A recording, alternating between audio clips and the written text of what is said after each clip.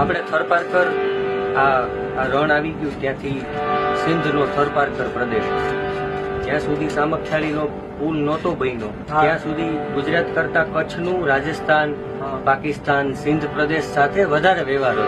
હા, સાચી વાત. એટલે ભાઈ હજી એવા ઘણા ગામડાઓ છે કે જે મેં ઘણી વાર જોયેલા છે. હું એમાં રેલો છું. નખત્રાણાની બાજુમાં નિરોણા અરલ ગામ છે, નાની અરલ, મોટી અરલ. તો એમાં વધારે પડતા સોઢા દરબારો જે બધા પાકિસ્તાન થરપારકર વિસ્તારમાંથી આવેલા, તો રોટી બેટીના વ્યવહારો હમણાં સુધી હતા.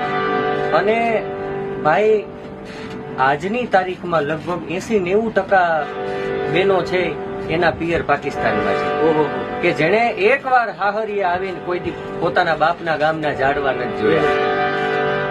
ઈ બાયુની વેદનાને વાચા આપતું આ લોકગીત.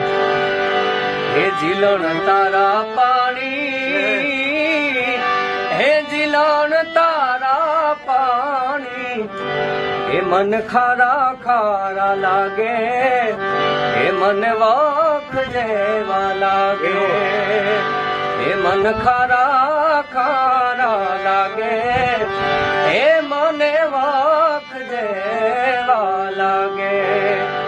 પછી દીકરી શું કે ઠપકો આપે, હે દાદો મુજો વેરી, હે કાકો મુજો વેરી. કેમ? હે મન વેરીડામાં દીધી, હે મારી ખબરું નો લીધી, હે મન વેરીડામાં દીધી, હે મારી ખબરું